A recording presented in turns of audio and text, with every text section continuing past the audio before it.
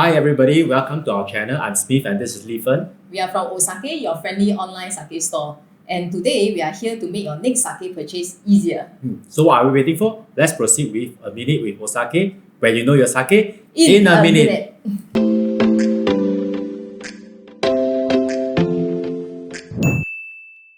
Today we are going to share about the different type of sake and understanding the different classification will actually help you to make the next purchase for your enjoyment.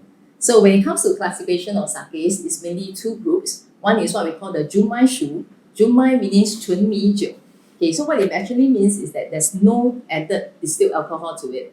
On the other hand, is what we call the non-Junmai sakes. So the non-Junmai sakes, which actually means the opposite, that means added distilled alcohol.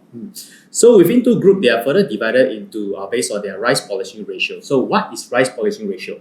So as many of you might know, okay, sakes are made from rice. So we need to polish away the outer layer of a rice before it is being processed. So when you see, in a bottle, if you see a 50% to it, okay, it actually means that 50% of the rice grain is being polished away.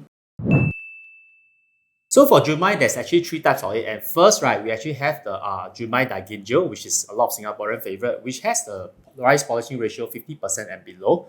Next category, right, will be Junmai Ginjo, which we have 60 and below rice polishing ratio. And in this category, we also have this very special Tokubeshu Junmai, which we're going to talk about more about it later. And last category will be Junmai, which is polishing ratio 70% and below. Okay, so moving on to the non-Junmai, so it is likewise having three categories as well. First category, 50% polishing and below, we call it a Daiginjo.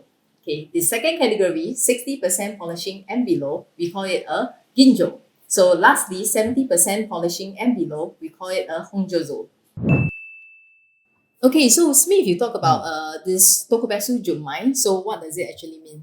Okay, so for Tokubeshu, right, it basically means special in Japanese. And in Chinese, right, it means 特别, as you can see from the label here. So what's so special about this bottle is during the processing of this sake, a special method or ingredients is actually incorporated in the brewing process according to the brewmaster.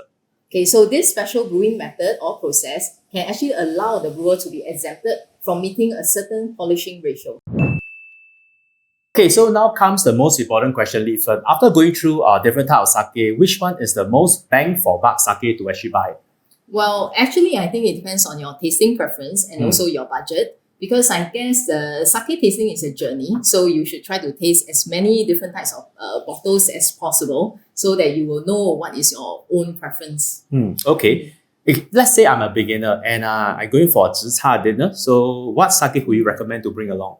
Zi cha, okay. So zi cha is Singapore's hot favorite because I think zi cha generally are more flavorful, high in acidity, high in umami. So probably I will recommend, like this, a Tokubetsu Junmai or a Hongjozo.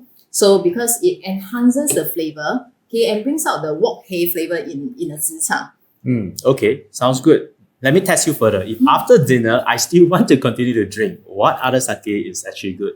Okay, so if it's just chilling with your friends, for the evening, something easy, I would suggest to go for a Junmai Daiginjo or Daiginjo because generally these sakes are lighter and smoother.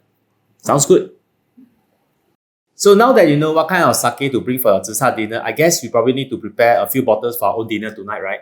Zi cha tonight? Okay. Okay, so but before that, thank you for watching A Minute of Sake. I hope you have learned your sake in a minute. Please like and follow our channel for more sake content. See you. Bye.